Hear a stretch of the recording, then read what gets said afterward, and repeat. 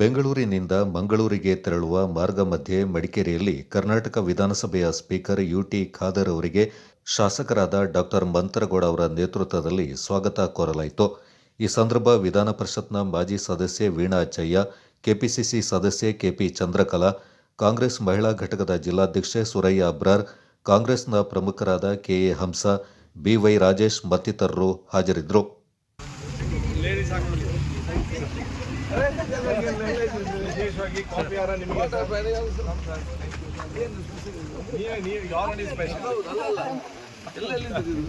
Today there was a DCC meeting. Then there was also one farmers protest. I told you. Today was a protest. We should promote this one. Coffee.